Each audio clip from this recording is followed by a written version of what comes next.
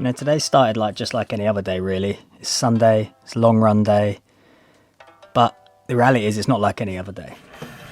You see, much like 2023 coming to an end, so does a big chapter in my life, and that is the London chapter.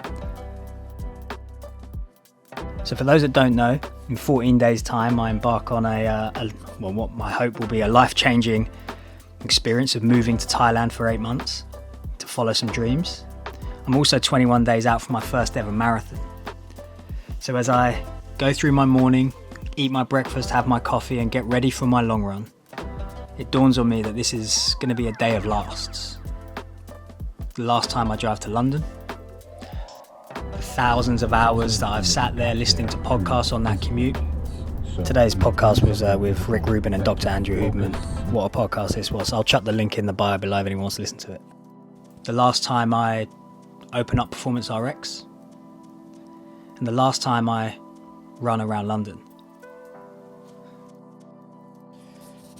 So as I get myself ready and get my body prepared for this long run, which is 10 kilometers easy, 5 kilometers hard, this is sort of my final deload week on this marathon prep, I'll leave you with this little message. Always do your warm-ups.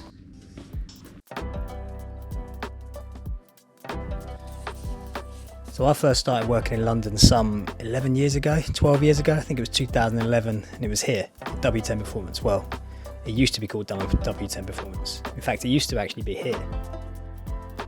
So the first and best W10 Performance was Unit 3, I think it was.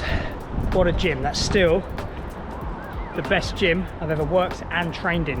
What a place that was. And in January of 2013, I moved here to Ladbroke Grove. I lived in many places here. My only real requirement was a commute of less than 5 minutes. And in my time here, I lived here, here, here, and here.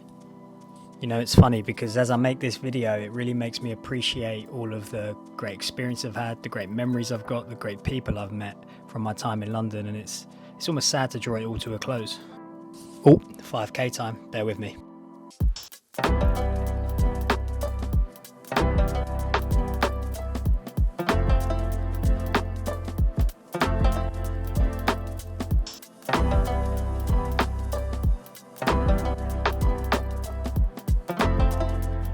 And that brings me here to Performance RX. So I've been here for around about 8 or 9 years now, working with this legend, Joel.